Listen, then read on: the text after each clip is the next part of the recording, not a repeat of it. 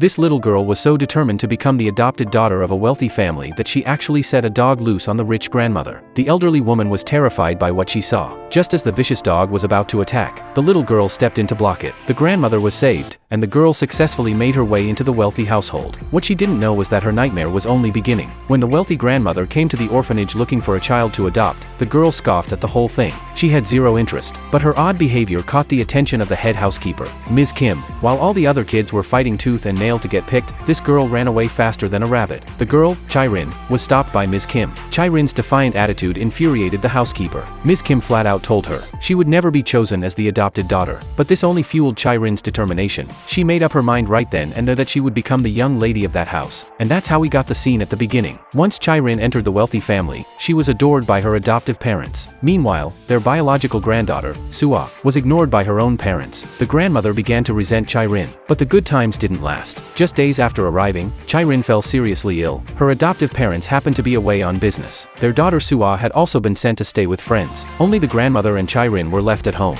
So instead of taking Chai-rin to the hospital, the grandmother locked her away in a storage room all by herself. The superstitious old woman believed that the sicker Chai-rin got, the healthier her real granddaughter Suah would become. When Chai-rin first entered the household, she had been taken to a dark room. It turned out Suah was extremely frail and could die at any moment. The grandmother loved Suah dearly. To ensure the cosmetics company wouldn't lose its only heir, she followed a shaman's advice: find someone to take on Suah's misfortune so that Suah could live a long and healthy life. That unlucky soul was Chai-rin. Through a ritual, the shaman transferred all the disasters meant for Suah onto Chai-rin. At the time, innocent little Chai-rin had no idea what was going on. Ms. Kim came to see Chai-rin and told her not to dream of becoming the young lady of the house. She said unless Chai-rin could make it out of there alive, she would never acknowledge her status. But too bad for you, you're definitely going to die. Furious, Chai-rin knocked over her food, ready to fight back. But her weakened body was no match for the housekeeper. This time, Ms. Kim cruelly cut off Chai-rin's water and food. On the brink of death, Chai-rin's will to survive burned even brighter. She started searching everywhere for something to eat. She went through everything she could find. If it was edible, she ate it. If not, she tossed it aside. Finally, she discovered a century-old ginseng root that had been saved for Suah. Starving, Chai-rin didn't think twice and ate it. The next day, the grandmother sent a servant to retrieve the ginseng to cook for Suah. She made a big deal about how if the ginseng changed owners, the one who was supposed to die would live, and the one who was supposed to live would die. Their fates would be switched, and their destinies would be exchanged. The servant immediately went to the storage room to get the ginseng. When the overjoyed grandmother heard that Chai-rin had eaten it, she went pale as a ghost. She rushed to the storage room to check. Just then, the phone rang. The servant ran out to answer it. The grandmother saw the half-eaten ginseng and felt like her heart was being torn apart. At that moment, the servant delivered the news that Suah had gone missing. The grandmother hurried out to take the call. Chai-rin, having narrowly escaped death, woke up. She saw that all the rashes on her body had disappeared and was overjoyed. She happily wanted to share the good news with her grandmother. But when the grandmother saw Chai-rin walk out looking perfectly healthy, she collapsed to the ground in shock. She screamed accusations at Chai-rin, calling her a cursed child who caused Suah's disappearance. The grandmother grabbed Chai-rin by the throat and said, "You're the one who should have disappeared. You were supposed to disappear in place of my Suah." Ms. Kim saw this and rushed over to stop it. Suah's disappearance left the grandmother devastated. Time flew by. 20 years passed. Chai-rin had grown into a beautiful woman and was now running the grandmother's cosmetics company. A new product she developed was a huge hit with consumers, so she was invited for a TV interview. Meanwhile, the grandmother watched from home, glaring at Chai-rin's smiling face with bitter hatred, especially when Chai-rin sincerely expressed gratitude toward her. The grandmother cursed her as a jinx under her breath. Standing on the street was a cosmetics company employee named Ha Yun-ju, gazing enviously at the glamorous Chai-rin. Yun-ju was actually the missing Suah. She was fantasizing that if she were a man, she would definitely marry the successful Chai-rin. Yun-ju had no idea that she was the company's true heir. Meanwhile, Chai-rin was hosting a company networking event at a villa. Suddenly, a piercing scream echoed through the mansion. The grandmother immediately went upstairs to check. She found Suah's mother with disheveled hair, frantically smashing things in her room. A news report was playing on the TV. It turned out that 20 years ago, Suah had been kidnapped by that despicable man. Suah's mother couldn't bear having old wounds reopened. She hid in the bathroom and sobbed. The grandmother didn't know what to do and could only contact Chai-rin at the party to come home. At that moment, Chai-rin couldn't possibly leave, but under the grandmother's pressure, she had no choice but to go back. Once home, Chai-rin put on a wig and dressed up as Suah. She sang the nursery rhyme her adoptive mother had taught her as a child. Chai-rin looked at her mother lying in bed with a heavy heart. She remembered how as a little girl, she would secretly watch Suah and her mother sitting on the swing together, singing. Lonely little Chai-rin couldn't help but sing along with them. Now Suah was gone, and Chai-rin had come to see her adoptive mother as her real mother. Her mother gradually fell asleep to Chai-rin's singing. After calming her mother down, Chai-rin was about to change and head back to the company. The grandmother suddenly walked in and slapped Chai-rin hard across the face. Chai-rin looked at her with hurt in her eyes. The grandmother accused Chai-rin of wanting Sua's mother to go crazy so she, the fake heir, could take over the company. Chai-rin couldn't believe the grandmother would think of her with such malice. What hurt Chai-rin even more was that the grandmother was convinced she had a talisman on her body to prevent Sua from coming back. Hurt and furious, Chai-rin cried as she stripped off her clothes right in front of the grandmother, demanding she look and see if there was any so-called talisman. To the grandmother's disappointment, there was no talisman on Chai-rin's body. She reluctantly let Chai-rin leave. One day, Chai-rin and her father were happily going over a project proposal when the secretary burst in, panicked. Their company's raw material supply had suddenly been cut off. Her father turned pale. This was an unprecedented crisis for the company. The remaining materials could only cover half their orders. Her father made countless calls begging for help, but nothing worked. The company was on the verge of bankruptcy. When the grandmother learned about the company's situation, she happened to receive a call from Chairman Moon, the richest man in Korea. Chairman Moon had deliberately blocked the cosmetics company's funding sources. He made sure the grandmother knew that only he could help them through this crisis. The grandmother personally visited Chairman Moon.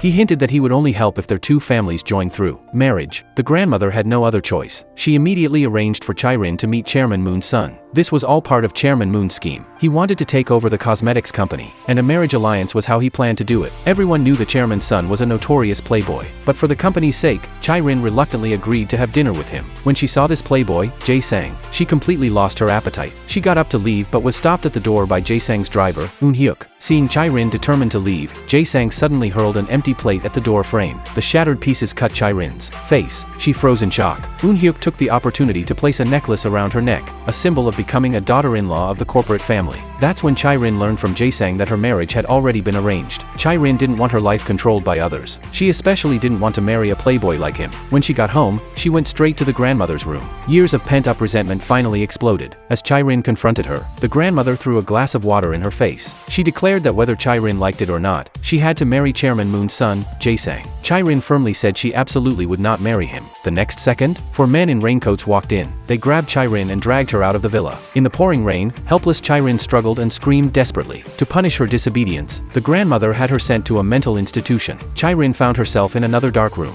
Memories of the suffering she endured as a child came flooding back. She made up her mind to get out of that place. She couldn't fall apart here. So Chai-rin asked a nurse to call for the grandmother. She knelt before her and admitted she was wrong. She said she was willing to marry the chairman's son. And so, the grandmother took Chai-rin to visit Chairman Moon's home to confirm the marriage alliance. After Chai-rin and the others returned home, Chairman Moon wired the investment funds to the cosmetics company. The company was saved, but Chai-rin had to carry an enormous burden of pain. On the eve of the wedding preparations, the playboy Jae-sang sent his driver Eun-hyuk to accompany Chai-rin to pick out a wedding dress and rings instead of going himself. A store clerk mistook them for a couple and complimented them as the most well-matched newlyweds she had ever seen. Chai-rin didn't correct her. She went along with it and had Eun-hyuk try on a suit, letting herself pretend to be a happy bride, if only for a brief moment. What Chai-rin didn't know was that Eun-hyuk was the boyfriend of Yeonju, the missing Sua who had been renamed. They were also planning their own wedding. That night, Chai-rin took Eun-hyuk out for barbecue and drinks. She poured out her sorrows. Only alcohol could help her briefly forget her pain, forget the future she had no choice but to face. After drinking too much, Chai-rin climbed over the railing of a wooden bridge when Eun-hyuk wasn't paying attention. She cheerfully waved at him and shouted toward the water, releasing all her pent-up stress. Eun-hyuk didn't know what to do with this unpredictable young lady. Then Chai-rin half-jokingly told him she would count to 5 and let go.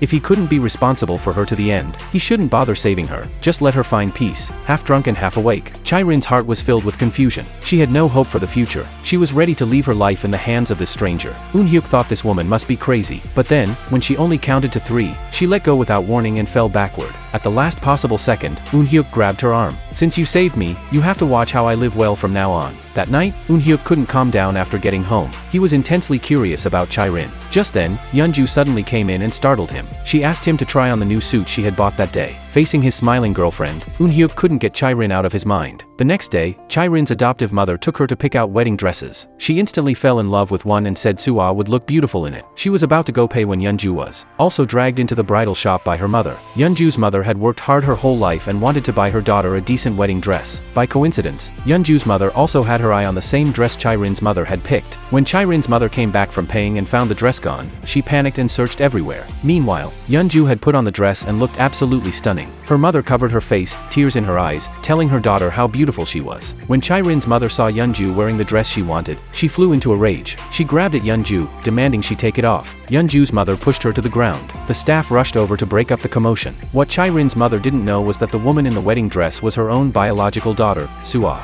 Then Chirin arrived to try on dresses, but her already angry mother slapped her. To avoid upsetting her mother further, Chirin swallowed her hurt and apologized. And so, Chirin endured everything and completed the business marriage with Jae-sang. Right after the ceremony, Jae-sang made an excuse about work and had his driver take Chirin to the restaurant. On the way, the driver momentarily didn't notice the red light. When he realized, he slammed on the brakes. The sudden stop flung Chirin's earring under the driver's seat. She reached down to find it but instead felt a listening device. Chirin pretended nothing happened and put her earring back on. While waiting for her husband, she smiled and nodded at a woman in white sitting across from her. Just then, Jae-sang arrived. After dinner, they headed to their hotel room. Chirin noticed the woman in white was staying in the room next to theirs. Jae-sang didn't stay long before leaving, claiming he had work to do. But instead of leaving, he went to the room next door. It turned out the woman in white was his mistress. Meanwhile, Eun-hyuk discovered the listening device was missing from the car. He sneaked into Chirin's room and started searching through her bag. At that tense moment, Chirin emerged from the bathroom holding the device. The two dropped all pretenses. Chirin exposed that although Eun-hyuk appeared loyal to the Taesan group, he actually had big ambitions of his own. Eun-hyuk also learned that Chirin was only an adopted daughter. Chirin picked up the phone to report Eun-hyuk. In a panic, he rushed over to stop her. Her scream drew Jae-sang from the next room.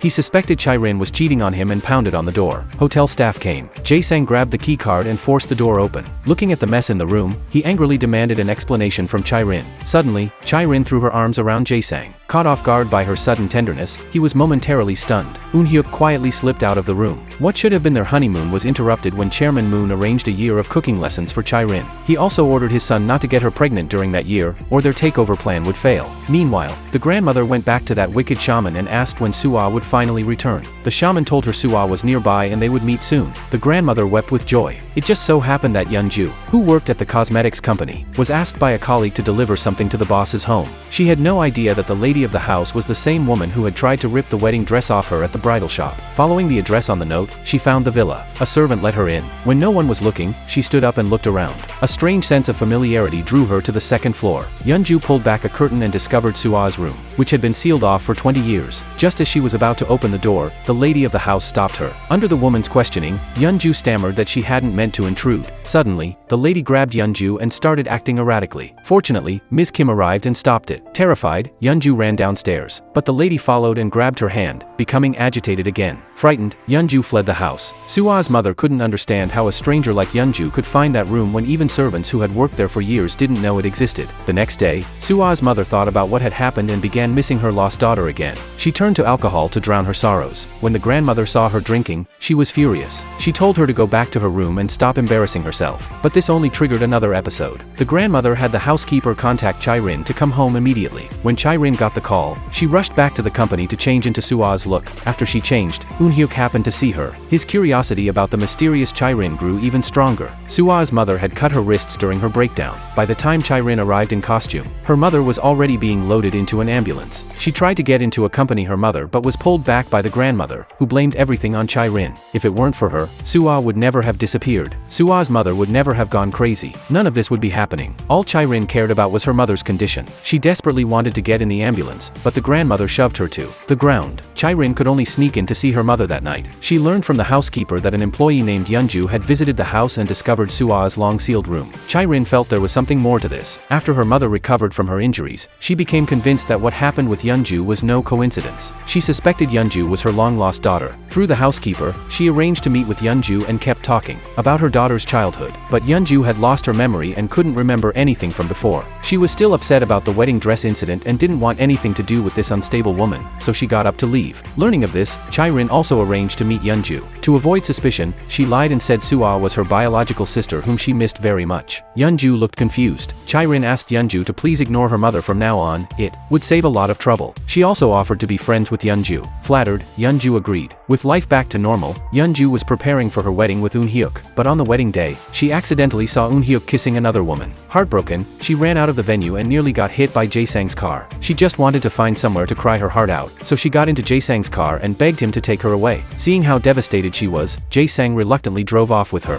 Yeonju walked to the edge of a bridge, ready to end it all. She climbed onto the railing. Jae-sang jumped out of the car and ran to grab her, forcibly pulling her away from the railing. Yeonju collapsed on the ground, sobbing uncontrollably. Worried about her, Jae-sang took her to a hotel to rest for the night. Yeonju's mother stayed up all night in the living room, worried sick about her daughter. When Yeonju finally came home, her anxious mother rushed over, hitting her and scolding her for not coming home all night, a mix of love and anger. To calm her mother down, Eun Hyuk pulled Yeonju into their room, but Yeonju didn't know how to face the boyfriend who had betrayed her. She told him not to ask any questions. Feeling guilty, Eun Hyuk silently agreed. Meanwhile, Sua's mother remained convinced that Yeonju was the missing Sua. She shared her suspicions with her husband, but after all these years, he was mentally and emotionally exhausted. He urged her to let go of Sua and move on with their lives. She stared at him in disbelief, accusing him of cursing their daughter as dead. No matter what, she would never give up searching for her daughter. Sua's mother went to see Yeonju again. This time, she made an unreasonable request. She wanted Yeonju to pretend to be Sua. Just once, Yeonju refused without hesitation. She even called the woman an irresponsible mother for neglecting Chae-rin, who loved her, all because of a daughter she had lost. Then she got up to leave. The mother hurried after her. She had prepared a gift as an apology for her previous behavior. She begged Yeonju to help her and offered to pay. Yeonju felt insulted that this rich woman thought she could buy her. She snapped that whoever became her daughter was truly unfortunate. Then she angrily threw the bag into a trash can and left. The mother watched Yeonju walk away and cried. On another front, it was the anniversary of the deaths of Jae-sang's two ex-wives. Looking at their memorial photos, Chae-rin recalled what she had heard during her cooking lessons. Both of Jae-sang's previous marriages had been business arrangements, and both women came from prominent families. But after marrying Jae-sang, both companies went bankrupt. Would the same thing happen to her cosmetics company? That night, Chae-rin dreamed that her father-in-law chased her to the rooftop. He exposed her as an adopted daughter, saying the real Sua disappeared 20 years ago. Chae-rin was nothing but a substitute. Chae-rin denied it, insisting she was the true owner of the cosmetics company and would never let him take it. Her father-in-law suddenly grabbed her by the throat and tried to throw her off the roof. Chae-rin woke up clutching her neck. The nightmare filled her with dread. After her father-in-law left for work, she sneaked into his study to search for evidence of his schemes. She discovered a hidden room. She quietly approached and saw a safe inside. She was sure it held something important. Just as she was about to enter,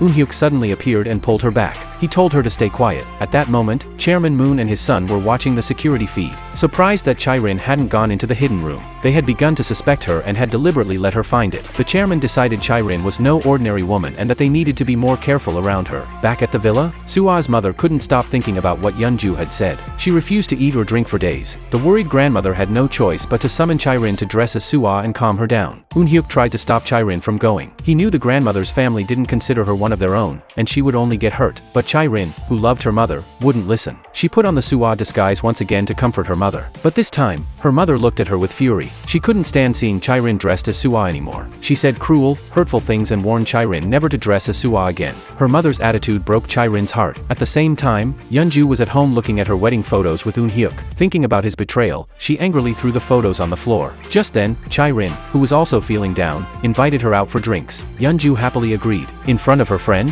Yeonju couldn't hold back her tears. She told Chae-rin that her boyfriend had cheated on her. She didn't know whether to forgive him or end the relationship. Chae-rin hugged her sympathetically and advised that if she truly loved him, she should hold on to him and not live with regrets. After saying goodbye to her friend, Chae-rin had just gotten out of her car when Eun Hyuk, who had been waiting, pulled her into a tight embrace. He had heard about everything she went through that day and felt deeply for her. Back home, Yeonju took Chae-rin's advice and decided to give Eun Hyuk another chance. She was about to slip their photo into his wallet when she found a half-burned photograph inside. It was a picture of Chae-rin, smiling brightly. Yeonju understood everything in an instant. The other woman who stole her boyfriend was her so-called friend, Chae-rin. Yeonju sat at her doorstep with the photo, tears streaming silently down her face. When Eun Hyuk came home, the betrayed woman rushed at him, pounding her fists against his chest in a fury. Eun Hyuk silently took her blows without saying a word. Yeonju, clinging to a sliver of hope, asked if he had ever loved her, but Eun Hyuk didn't want to lie and stayed silent. Yeonju's heart shattered completely. This whole relationship had been one-sided. Filled with guilt, Eun Hyuk asked what he could do to make her feel better.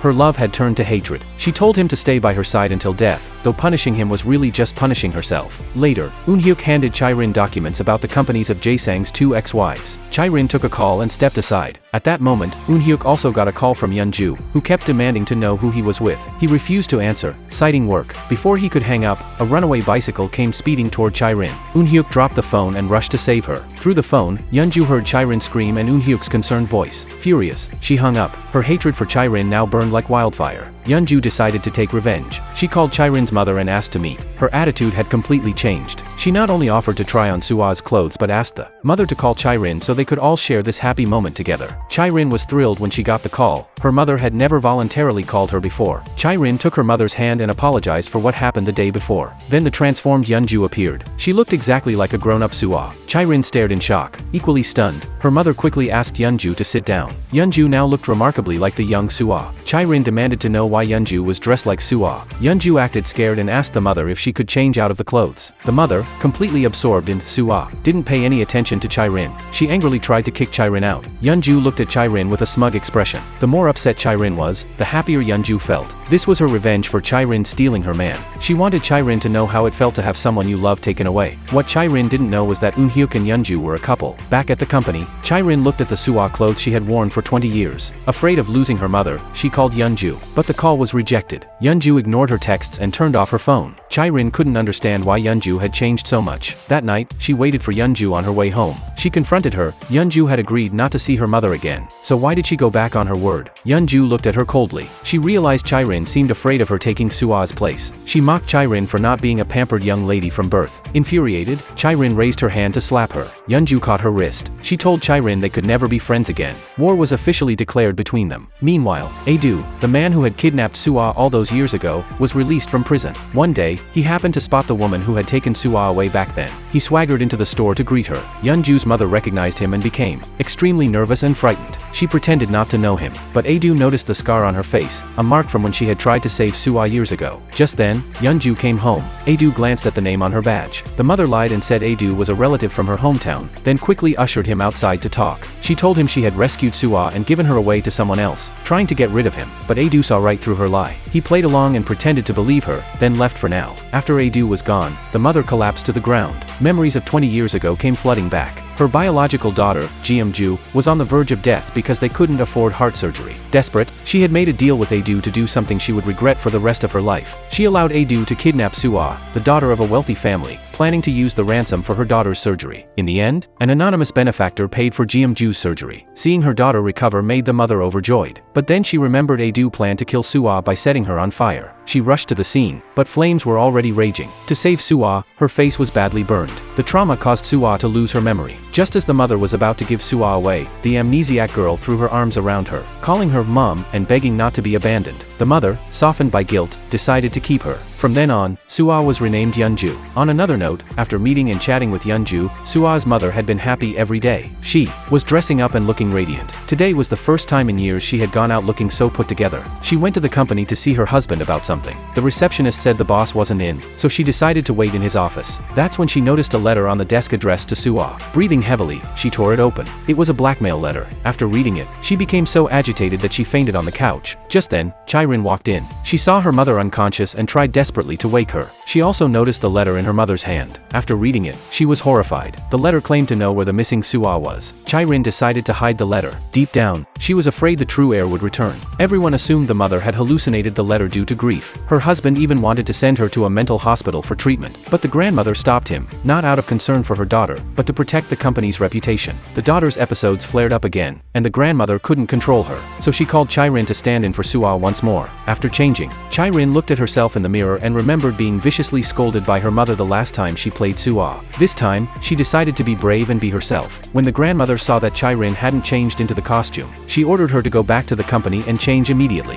Chirin coldly told her she would never dress as Sua again. In the room, seeing her mother in pain, Chirin finally snapped. She grabbed her mother's arms and cried out, asking if she had ever had a place in her heart all these years. But her mother ignored her, so Chirin asked if she wanted Sua back. She could help find her. Her mother immediately calmed down. Chirin walked out of the room. The grandmother had no idea what had happened inside. Chirin looked at her fiercely and said, "What mom needs is me, not some fake Sua in costume." Seeing Chirin's newfound strength, the grandmother was speechless. Walking out of the villa, every step Chirin took was accompanied by memories of being humiliated while dressed as Sua. She didn't want to be Sua's substitute anymore. The next day, Sua's mother, pale as a ghost, suddenly remembered that today was the date mentioned in the blackmail letter. She tried to leave to check it out, but the grandmother thought she was talking nonsense. To prevent more trouble, she had the servants lock her in her room and guard the door. Adu waited for a long time. When Sua's parents didn't show up, he decided to leave. That's when he passed Chirin, who had come to investigate. She recognized him instantly as the man who had been lurking outside the villa. She asked if he knew where Sua was. Adu took off running. Chirin chased after him. She followed him to a deserted area. Adu suddenly appeared and covered her mouth,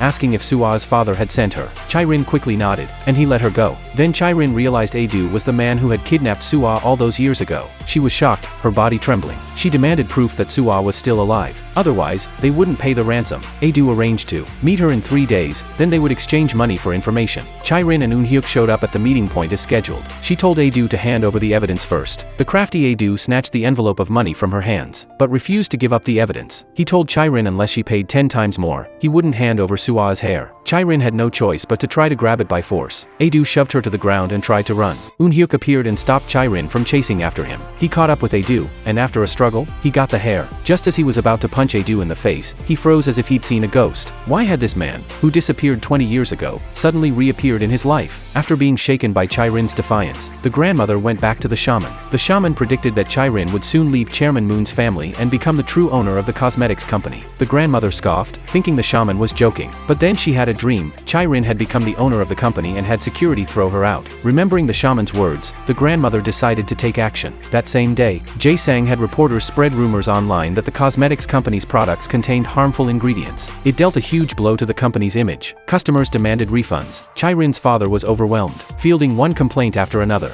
Then Chairman Moon and his son strutted into the cosmetics company. Upon seeing Chirin's father, Chairman Moon demanded repayment of his investment. Her father explained that the company's cash flow had been cut off and asked for more time. But the Moons had come prepared. They accused her father of fraud for using a fake heiress to arrange the marriage. It turned out they had secretly had her father sign a prenuptial agreement. If he deceived them, he would owe massive compensation. Chirin came home and found that the Moons weren't there. She quietly slipped into the hidden room. Inside the safe, she found a plan to take over the cosmetics company. What shocked her even more was a DNA test, showing that she and her father weren't related. They had known all along that she was just an adopted daughter. Everything had been planned from the start. At the cosmetics company, Chairman Moon demanded immediate repayment, but the company had no money, so the chairman proposed converting his investment into company shares. Chirin's father couldn't believe the chairman's true ambition. He refused to let the Moons take control of the company. Chirin came out of the hidden room and bribed a maid with jewelry. She learned the truth behind the deaths of Jae-sang's 2 ex-wives. They had both been driven to suicide by Chairman Moon and his son. After their family companies were taken over, the women, as married-off daughters, had nowhere left to turn and ended their own lives. In the safe, she found memorial photos of the ex-wives. There was also an empty picture frame. Chirin was horrified and immediately dropped it. She ran back to her room in a panic. She was certain that empty frame was meant for her.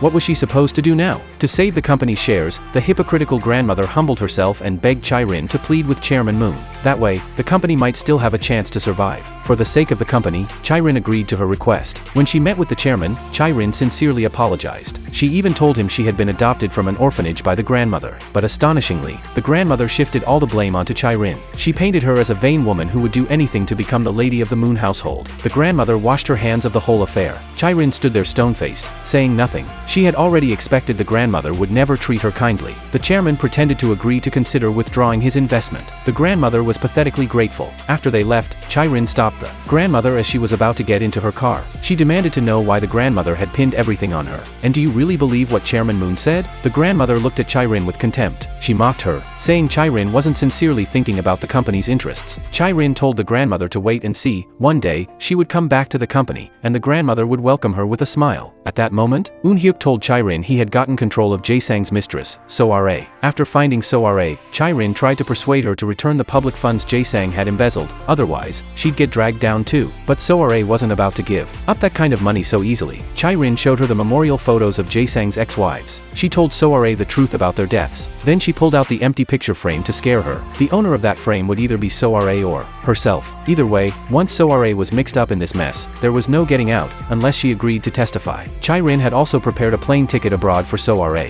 After thinking it over, So-ra decided to come forward. She handed over a USB drive she had hidden in her pocket. Meanwhile, Chirin's adoptive father told the chairman that his investment had already been converted into shares. The chairman immediately decided to hold a shareholders' meeting in 1 hour. Just as the Moons were about to enter the conference room, Chai-rin stopped them. She said she wanted to discuss Jae-sang's crimes. Chai-rin laid out all the details of Jae-sang's embezzlement. If this got out, Jae-sang would be arrested immediately. Not only would he lose any chance of becoming chairman, his reputation would be destroyed. The battle-hardened Chairman Moon wasn't convinced by these documents alone. Without solid evidence, they couldn't threaten Jae-sang. So Chai-rin played So-are's recording. She told them So-are was willing to testify in court about the embezzlement. In the end, Chairman Moon decided to compromise. He asked Chai-rin what she wanted. She said all she needed was for him to return the shares to the cosmetics company, and to agree to her immediate divorce from Jae-sang. The chairman agreed. Thanks to Eun-hyuk's help over the past few days, Chai-rin had finally cut ties with the Moon family. Eun-hyuk took Chai-rin out to clear her head. She stumbled, and Eun-hyuk caught her in his arms. They couldn't help themselves. They kissed. On another front, Ae-do went to see Yeonju's mother again. He asked if Yeonju knew she wasn't her biological daughter. At that moment, Yeonju was coming back from grocery shopping and overheard the conversation inside. Her mother saw the shopping bag dropped at the doorway and realized Yeonju must have heard everything Ae-do said. Frantic, she searched the streets for her daughter. She was terrified Yeonju would leave and never call her mom again. Yeonju couldn't believe what she had heard. By chance, she ended up at the swing outside Chai-rin's house. She sat there singing a childhood song. Chai-rin happened to be leaving the house and saw her. In that moment, Yeonju looked just like Soo-ah, singing on the swing with her mother all those years ago. Before Chai-rin could react, her adoptive mother also stepped outside. Chai-rin looked at her mother in alarm. Luckily, a servant called her mother back inside just in time. Chai-rin walked up to Yeonju and stared at her intently. Yeonju felt uncomfortable under her gaze and snapped at her to stop looking for trouble. Chai-rin kept asking why Yeonju knew that song. Annoyed by her condescending attitude, Yeonju said they weren't friends anymore, so she didn't owe her any explanations about her personal life. Back at her office, Chai-rin pulled out Yeonju's personal file and the DNA report. Her gut told her Yeonju might actually be Soo-ah. So she went to Yeonju's mother's shop and showed her a childhood photo of Soo-ah. The mother asked excitedly where Chai-rin had found the picture. Chai-rin lied and said she had picked it up outside a restaurant. The mother assumed Ae-do was behind it and started mumbling to herself. She was terrified of what Ae-do might have told Yeonju. Watching her strange behavior, Chai-rin suddenly understood everything. Her face went pale. Chai-rin returned to the company and asked about the overseas training program. She wanted to recommend Yeonju for it. She asked a colleague to convince Yeonju's mother. With such a great opportunity, the mother agreed right away. Not only would her daughter get to study abroad for free, but it would also keep Yeonju's true identity from being exposed. The mother happily told her daughter about the program, but Yeonju didn't want to leave the mother who had raised her with so much love. Days of worry and frustration exploded out of her mother all at once. Why couldn't Yeonju understand her good intentions? Seeing her mother so upset, Yeonju tearfully hugged her and agreed to go abroad. At the airport, Chai-rin watched Yeonju's back. She remembered how 20 years ago, after Soo-ah disappeared, she had been kicked out of the villa. She sat alone at a bus station and happened to see Yeonju with her mother. Back then, Soo-ah didn't recognize her at all. Chai-rin immediately called the grandmother to say she had found Soo-ah, but the grandmother didn't believe her. She cursed Chai-rin and told her to die out there and never come back. From that moment on, the game of hide-and-seek between Chai-rin and Soo-ah began.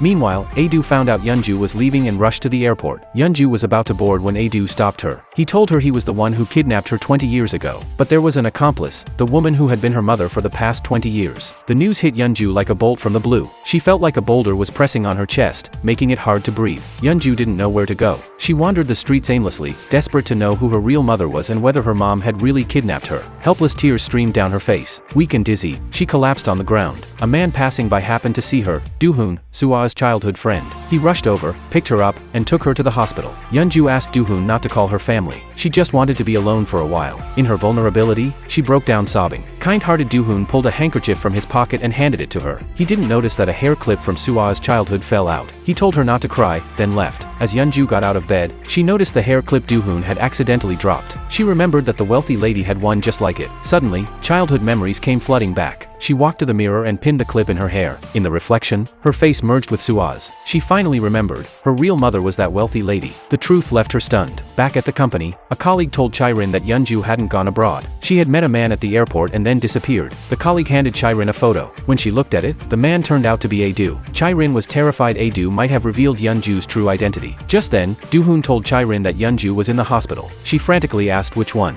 At that moment, Yeonju was running through the streets, crying. Her mind was filled with the voice of her real mother. She decided to find her. She ran to the gates of that familiar villa, tears streaming down her face as she looked at everything before her. This was where she truly belonged. With trembling hands, she pressed the doorbell. Through the video intercom, the lady saw Yeonju crying silently. She rushed to the door. The moment Yeonju saw her, she couldn't hold back her tears. "Mom," she called out. The lady was shocked and confused. Then Yeonju began to sing that nursery rhyme. The lady wept with joy. Her Soo-ah had finally found her way home. Just then, Chairin and Yeonju's mother arrived at the same time and witnessed the scene. Chairin was heartbroken. The overjoyed birth mother held Yeonju tight. The daughter she had waited 20 years for had finally returned. Overwhelmed with emotion, she collapsed to the ground. Chairin rushed forward to support her mother. She glared at Yeonju and told her to leave. Yeonju looked at Chairin without flinching. She said from now on, she would be the one taking care of mom. Without hesitation, her mother pulled away from Chairin's hands and walked toward the mansion with Suah. Chairin watched them go, looking like an abandoned puppy. Inside the villa, the grandmother insisted on kicking Yeonju out. The mother angrily demanded to know what the grandmother was trying to do. Years of resentment came pouring out. If the grandmother hadn't sent Suah to Do-hoon's house, she never would have been kidnapped. 20 years ago, you sent me and my husband away. What did you secretly do to Suah and Chairin? The grandmother remembered the life-swapping ritual and fell silent. That night, Chairin's father still had doubts about Yeonju being Suah, but her mother was cold toward Chairin and told her to go to her room. Chairin walked upstairs, helpless and lost. Ms. Kim watched her go and brought her some cold medicine. She reminded Chairin that even if Yeonju was Suah, no one could easily kick her out of this house. She was now one of the company's 3 major shareholders. Rather than worrying about other things, she should think about how to move forward. Chairin swallowed the medicine with tears in her eyes, but her gaze grew more determined. The next day, as Chairin was leaving, Suah stopped her. She asked if Chairin ever expected that she would turn out to be Suah. Chairin said she never imagined Yeonju could so easily abandon the mother who had loved her for 20 years. But Yeonju still held a grudge over Chairin stealing Eunhyuk. Now that she had discovered she was Suah, she felt even more that Chairin was just an imposter, and that she was the true owner of everything. The dressed-up mother called for Suah to go out with her. Suah deliberately asked her mother to invite Chairin along for shopping. She wanted to humiliate her. From start to finish, Chairin felt like an outsider, watching them chat, shop, and get their hair done together. Suah looked at the dejected Chairin and felt deeply satisfied. Meanwhile, Ms. Kim brought the DNA report to the grandmother. Yeonju was indeed the missing Suah. The grandmother remembered how she had treated Yeonju before and was filled with guilt. She asked Ms. Kim to bring her granddaughter Suah to her. Holding Suah, she cried about how much she had missed her. Then she took Suah to familiarize her with the company. She told her son-in-law to arrange a good position for Suah. He thought it was too soon to give Suah so much responsibility, but the grandmother didn't care. She was determined to have Suah inherit the company. On the other side, Eunhyuk told Chairin he would support her no matter what. At that moment, Suah was in an elevator in the distance and saw them. She watched Eunhyuk hug Chairin and gently wipe her tears away. Suah stared at them, her hatred for Chairin growing even deeper. After rising to power, Suah promptly abandoned the family who had raised her for 20 years. Her mother cried non-stop. That night, her younger sister ignored the family's warnings and went to the villa. Chairin asked who they were. Confused, the sister called out for Suah. Chairin noticed Suah hiding nearby and said she wasn't home. The sister didn't believe her and shouted for Suah to come back and see their mother, who missed her terribly. Before leaving, the sisters asked Chairin to take good care of Suah. Chairin then called out to the hiding Suah. She accused her of being cold and heartless, but Suah refused to acknowledge them as her family. In her eyes, her mother was just the criminal who had kidnapped her. She had spent 20 years as a foolish hostage. Chairin realized Suah was an utterly selfish person. The next day, the grandmother planned to hold a shareholders meeting to install Suah in Chairin's position. Conveniently, Chairin's father had a business trip that day. All they had to do was keep Chairin in the dark. Suah approached Jae-sang to collaborate on getting Chairin out of the way. So Chairin received a call from Jae-sang asking her to visit a partner factory with him the next day. Suah told the grandmother she would distract Chairin on the day of the meeting.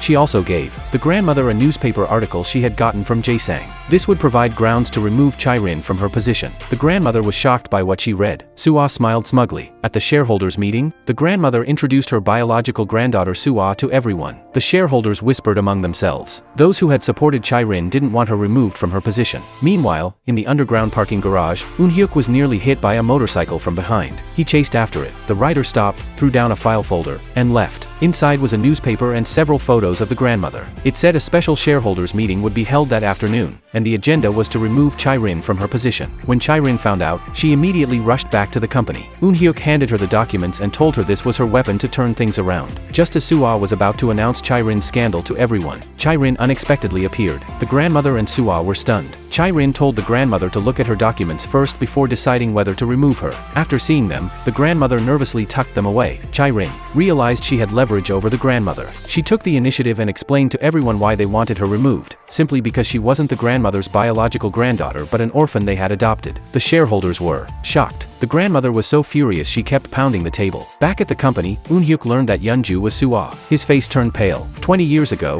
when Suah was playing hide-and-seek with Do-hoon, Eunhyuk found her hiding spot. He took Suah and handed her over to his father, Ae-do. The secret Eunhyuk had kept hidden for years was finally exposed. Suah looked at Eunhyuk with a cold smile. Chirin arrived and heard that they had been a couple, her face filled with despair. Suah found the DNA report of herself and her mother in Chirin's office. She confronted Chirin. Why did she try to send her abroad when she knew she was Suah? Why didn't she tell the family when she saw her at the bus station 20 years ago? Just then, a voice came from behind. It was her adoptive parents. They had heard everything. Chirin was stunned. She stammered, "Dad, Mom." Her mother snatched the documents from Suah's hands. It was the DNA report. She completely broke down. Chirin had been deceiving her all along. Her mother nearly fainted from anger. Chirin tried to help her, but Suah shoved her away. Suah told the grandmother everything. The grandmother was furious. She cursed Chirin as a terrible person for keeping her real granddaughter from coming home sooner. Chirin said nothing. Her father asked Chirin to come to his room to talk. He said if she had really hidden the truth about Suah, he couldn't forgive her. At that moment, Chirin's tears finally spilled over. She cried out about her 20 years of hardship. She had wanted to send Suah abroad because she needed time to accept what was happening. She was afraid that once Suah returned, her parents wouldn't need her anymore. Her father wouldn't listen. He told Chirin he needed to think about how to deal with her. Chirin fell to her knees, sobbing uncontrollably. Now the grandmother hated Chirin to the bone.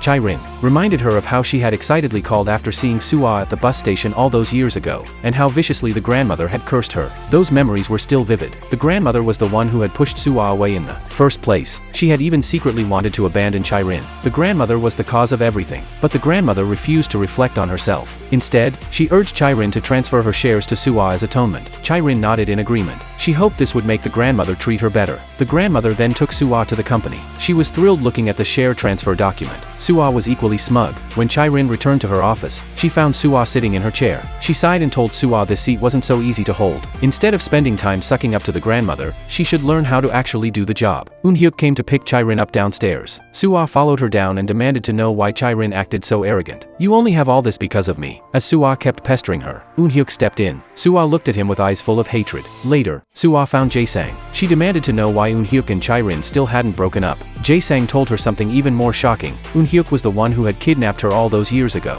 After leaving the room, Suah was hit with a splitting headache. Memories of that day came rushing back. Remembering that painful scene, she collapsed to the ground, unable to accept it. Even so, Suah still couldn't let go of Eunhyuk. She used his guilt to invite him over for dinner. When he arrived, Suah shyly introduced him to the family as her boyfriend. Her father looked at him in disbelief, but Eunhyuk pushed Suah's hand away and knelt on the ground to apologize. Just then, Chirin burst in. She begged Eunhyuk not to say anything and tried to pull him away. Eunhyuk broke free from her grip. He confessed that he was the one who had kidnapped Suah all those years ago. Chirin pleaded with him to stop talking. Her father stepped forward and slapped Eunhyuk hard across the face. Chirin quickly stood in front of Eunhyuk. She said he had only been an 11-year-old boy back then. He had no way to defy Adu's orders. Her furious father told Chirin and Eunhyuk to get out. The grandmother demanded to know what was going on. When her father learned that Eunhyuk and Chirin were now a couple, Suah spoke up. Chirin was the homewrecker. She and Eunhyuk had been together first. Suah stood there crying silently. The grandmother told her not to cry over a man anymore. Tomorrow, she would arrange for her to start work. The personnel changes involving Chirin and Suah sent shockwaves through the entire company. Suah became the new executive director.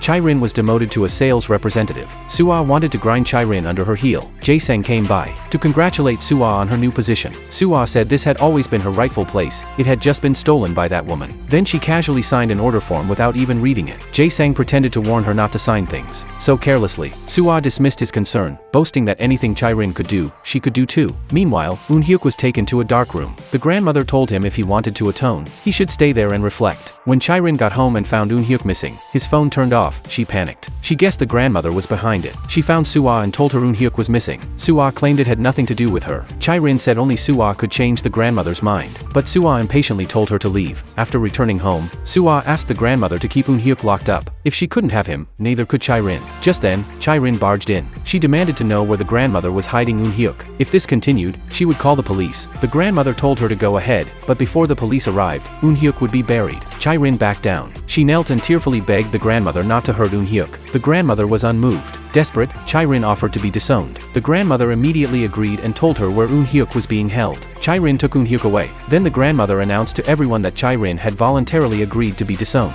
The family could finally live in harmony. But Ms. Kim's face was filled with rage. She went to see the shaman and asked her to tell the grandmother that only if Chirin returned could the company be saved. The shaman asked if she should use money to buy off Adu, who had been coming around frequently. She also asked when Ms. Kim would tell Chirin that she was her biological mother. Ms. Kim said she would never reveal that secret. It turned out Ms. Kim was the mastermind behind the kidnapping. Eunhyuk, hiding behind them, overheard everything. He confronted Ms. Kim. He didn't understand why she had been so cruel to her own daughter. Ms. Kim believed everything she had done was for Chai-rin's own good. Later, Ms. Kim went to see Jae-sang. She asked him to help make Chai-rin the owner of the cosmetics company. In exchange, she would get rid of Eun-hyuk so Chai-rin could return to Jae-sang's side. After Ms. Kim left, Jae-sang happily looked at a shipping manifest. He had noticed Sua's habit of signing things without reading them, so he had tricked her into signing this document. Back home, Jae-sang drank alone. His father asked what was wrong. Jae-sang said someone had offered to get rid of Eun-hyuk for him, but he was afraid that if he did, Chai-rin would never speak to him again. The chairman encouraged his son to do whatever it took to win Chai-rin. Jae-sang seemed tempted. At the company, Chai-rin's father confronted Sua. Had she even read the contract before signing it? Sua defensively said she had. That made him even angrier. Do-hoon explained to Sua that she had signed away the company's management rights and voting rights to Jae-sang. The company could be taken over. Sua was speechless with fear. Meanwhile, Eun-hyuk found the shaman. He learned that Ms. Kim had once been used as a life substitute by the grandmother, just like Chai-rin. Eun-hyuk was shocked by the grandmother's inhumanity. He immediately told Chai-rin the truth. Her biological mother, whom she hadn't seen in 20 years, had been the housekeeper by her side all along. Chai-rin went straight to Ms. Kim. She asked if she was really her mother. Ms. Kim's expression changed as she turned to face Chai-rin. Eun-hyuk was hiding behind a pillar, watching them. Suddenly, someone hit him from behind with a bat. He collapsed to the ground. Chai-rin angrily told Ms. Kim she would never acknowledge her as her mother. She thought Ms. Kim was terrifying. Heartbroken, Ms. Kim left, thinking about what Chai-rin had said. Her face was full of pain. Ms. Kim went to see Eun-hyuk. She blamed him for telling Chai-rin everything. Eun-hyuk said she had given up the chance to earn her daughter's forgiveness. Agitated, Ms. Kim told him to stop talking nonsense. As long as Chai-rin could succeed, nothing else mattered. She ordered the men in black to watch Eun-hyuk. When the time came, they would take care of him. After leaving, Ms. Kim arranged to meet Chai-rin. She urged Chai-rin to use Jae-sang to get what she wanted. Chai-rin refused to listen to her or follow her plans. Ms. Kim pulled out a photo showing Eun-hyuk in her custody.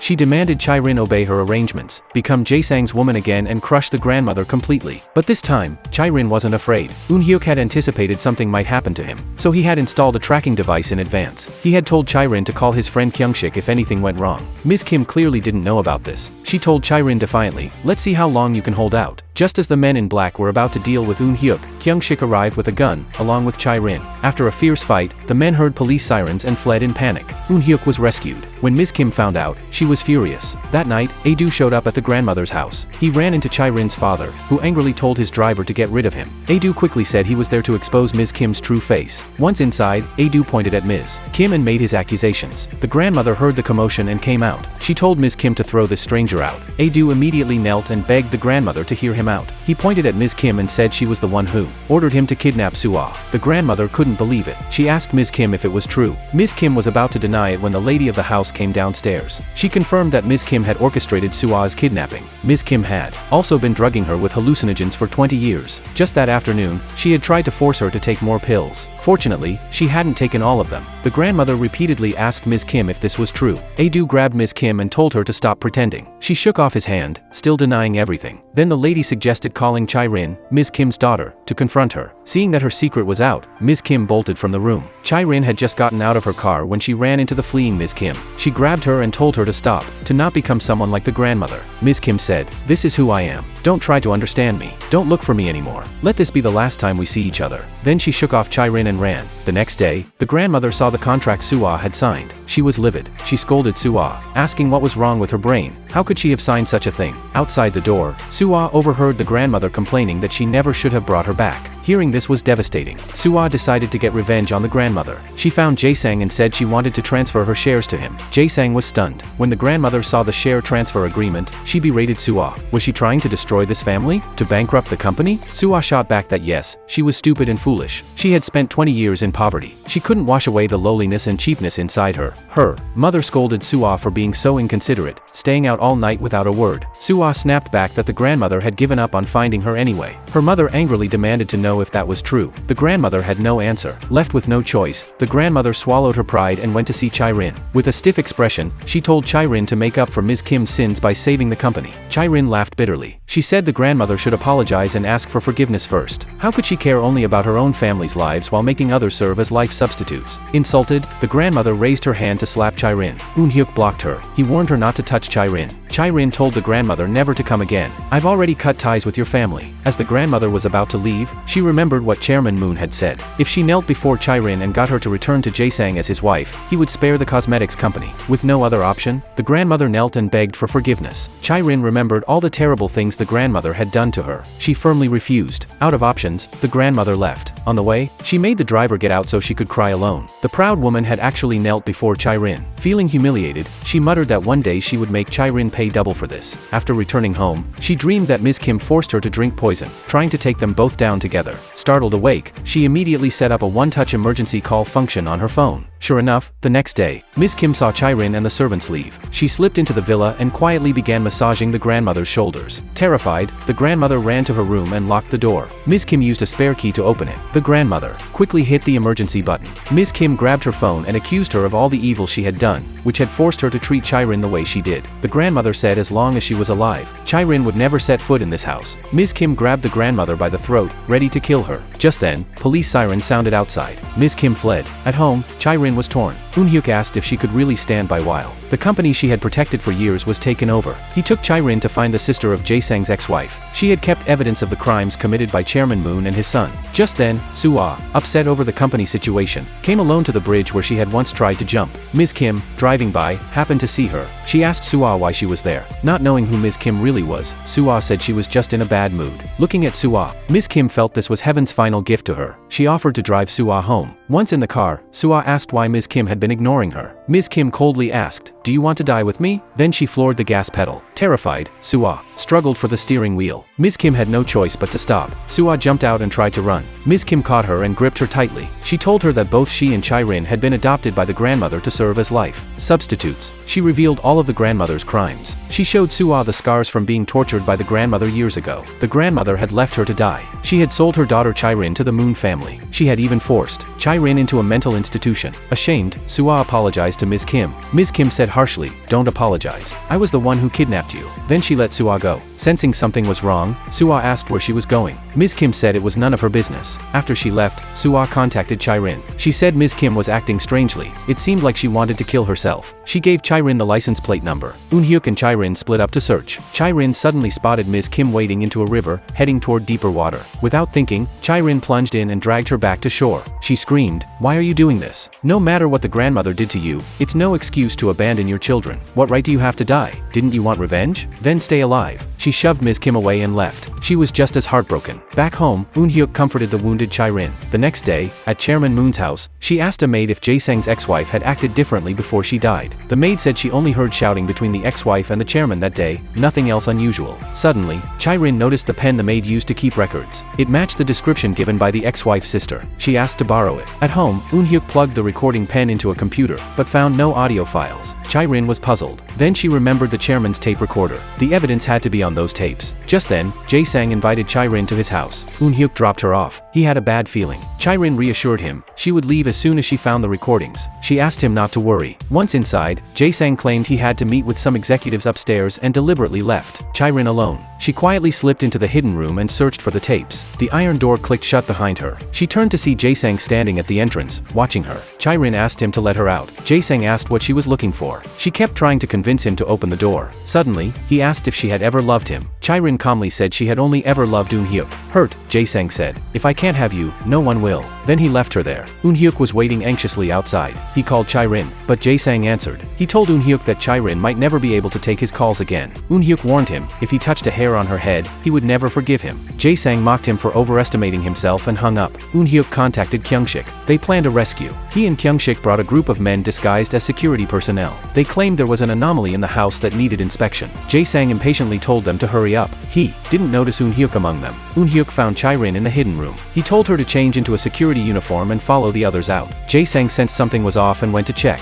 The group blocked him. In desperation, Eun-hyuk threw a smoke bomb. In the chaos, Chai-rin escaped. Jae-sang spotted a dropped hat. He rushed to the hidden room, only to find it empty. Back home, Chai-rin and Eun-hyuk played the recording. They heard a conversation between Chairman Moon and Jae-sang's ex-wife. At the same time, the Moons discovered through surveillance that Chai-rin had taken the tape. Chairman Moon got a headache. He told Jae-sang to get Chai-rin back immediately. When Chai-rin arrived at Taesan Group, Chairman Moon silently handed her the share transfer agreement Suah had signed. Chai-rin returned the recording. Jae-sang, furious, found Eun-hyuk waiting outside. He said this wasn't over yet. Eun-hyuk told him to get it straight. They were talking about premeditated murder. Jae-sang said defiantly, "You think you can get me investigated? Do you know my connections in politics?" Eun-hyuk believed justice would prevail. Jae-sang mocked his naivety and warned him, "Soon you'll be on your knees, begging me." Just then, Chai-rin came out of the office. She told Jae-sang to stop with the childish threats. Then she took Eun-hyuk's hand and left. Watching them walk away together, Jae-sang felt the urge to kill. At that moment, Chai-rin's father decided to hold a shareholders meeting. He planned to nominate Chai-rin as the company's next president. He understood she was the most qualified for the position. He didn't want to be the grandmother's puppet anymore. Only by letting go could the company grow stronger. Chai-rin and Eun-hyuk were discussing living as ordinary people, tired of all the backstabbing and fighting. But then she got a call asking her to attend the shareholders meeting. When her father announced that Chai-rin would be the next president, the shareholders murmured among themselves. Chai-rin arrived at the conference hall. Her father quickly explained to everyone. He and his daughter Suah had repeatedly put the company in crisis. It was always Chai-rin who stepped up to save it. She deserved to be the next president. Meanwhile, at home, Chai-rin's mother told the grandmother that her husband was going to make Chai-rin the next president that day. When the grandmother heard this, she was so angry she stormed into the company and burst through the doors. She shouted, "Who gave this outsider permission to be president?" She rudely asked Chai-rin what spell she had cast on everyone. What trick was she using to become president? The grandmother grabbed Chai-rin, about to hit her, but was stopped. Just then, Suah walked into the conference hall. Do-hoon presented a petition signed by all employees supporting Chai-rin as president. Suah then announced she was transferring her shares to Chai-rin, and that she supported her as the next president. The grandmother nearly passed out from rage. Suah and Chai-rin walked out of the company together. Suah said she had finally handed off her headache of an assignment. Now she wanted to think about what she truly wanted. Looking at Eun-hyuk in the distance, Suah said calmly, "Go on. Your man is waiting for you." Chai-rin and the others left happily. Do-hoon came to Suah's side. He said this was the Suah he had known before. Suah smiled genuinely. When the Moons heard the news, Jae-sang sighed deeply. Now he really wanted to kill Eun-hyuk. Sure enough, the next morning, Chai-rin left early for her inauguration ceremony. Eun-hyuk bought flowers and a ring, planning to propose. Just then, a large truck deliberately drove the wrong way and crashed into him head-on. After the ceremony, Chai-rin couldn't reach Eun-hyuk by phone. The unconscious, injured Eun-hyuk was dumped by the riverside by a group of men. From that day on, Chai-rin lost all contact with him. A year passed since Eun-hyuk's disappearance. Chai-rin still hadn't given up searching for him. She spoke to the TV screen, expressing how much she missed him. She begged him to come back. At that moment, a man with a silhouette like Eun-hyuk stood watching her broadcast. Suah had reconciled with the mother who raised her for 20 years. The four of them, mother and daughters, were living happily together. Suah was preparing to go abroad to study makeup. Today she came to say goodbye to her family. She also visited Chai-rin's office to bid her farewell. She comforted Chai-rin. Eun-hyuk had been missing for a year, and everyone assumed he was dead. But as long as she believed he was alive, he would come back one day. "I'm living proof, aren't I?" Touched, Chai-rin thanked her. They held hands and wished each other well. When Suah arrived at the airport, Do-hoon suddenly appeared. Suah was surprised. He said, "How could I let you leave alone? This time, I'm never letting you go." Suah's heart was filled with warmth and emotion. Meanwhile, Chai-rin's adoptive parents settled into a peaceful life. At Taesan Group, Jae-sang learned their stock price had plummeted. An article online was calling Taesan Group a murder corporation. Jae-sang immediately suspected Chai-rin was behind it. He rushed to confront her, throwing the newspaper on her desk. He accused her of stabbing him in the back. Chai-rin looked confused and said it had nothing to do with her. In his anger, Jae-sang blurted out, "Don't tell me it was the dead Eun-hyuk who reported us?" Chai-rin demanded to know how he could be so sure Eun-hyuk was dead. Jae-sang's guilty expression gave him away. Suddenly, he got a call from a prosecutor. His face went pale. Prosecutors had already arrived at Chairman Moon's office. They arrested him on charges of murder for hire. Panicked, Jae-sang went to Director Ko for help. He insisted his father was innocent. Director Ko said Jae-sang's story didn't match what his secretary had reported. He called in his secretary to confront Jae-sang. The moment Jae-sang saw the secretary, his face turned ashen. The secretary was Eun-hyuk, alive. Director Ko said coldly, "Whether you committed murder or not, the court will decide." Jae-sang stormed out. Eun-hyuk looked healthier than ever. It turned out Ms. Kim had saved him. When he woke up, he asked why she had rescued him. She said she couldn't become someone like the grandmother. She couldn't ignore a life, so she saved him. Afterward, Ms. Kim turned herself in to pay for her crimes. When Chai-rin visited her, she asked why Ms. Kim had sent her to the grandmother's house all those years ago. Ms. Kim didn't explain. She only said she wasn't a good mother. She told Chai-rin not to visit her anymore. Then she turned and left. Holding back tears, Chai-rin asked if she had ever felt sorry for her as a child. Ms. Kim forced back her own tears and said no. But the truth was, Ms. Kim had witnessed all of Chai-rin's suffering and felt every bit of her pain. 20 years ago? Everyone believed the century-old ginseng had saved Chai-rin. In reality, it was Ms. Kim who had secretly given her medicine to cure the rashes. At the villa, only the grandmother remained. Chai-rin came to visit. She told her the company had expanded to Shanghai. She wouldn't be coming back anymore. She asked the grandmother to take care of herself. The grandmother had finally come to respect Chai-rin. She called her president. She even asked Chai-rin to take her to live with Chai-rin's mother. Seeing the proud old woman finally humble herself, Chai-rin felt a pang of emotion. Back at the company, Chai-rin was overcome with sadness. She wished Eun-hyuk would come back to her soon. Just then, she received a text from Eun-hyuk, asking her to meet at their old spot. Desperate to see him, she rushed over. When Eun-hyuk appeared, Chai-rin said, "You promised, if you couldn't be responsible for me to the end, you wouldn't save me." The two gazed at each other, memories of everything they'd been through flooding back, the joy, the pain, the bittersweet moments. In that romantic moment, they kissed, together forever, never to be apart. And so concludes the recap of the Korean drama Hide and Seek. Thank you for watching. I'm Dino K Drama. Please subscribe to my YouTube channel and TikTok channel. See you next time for another Korean drama.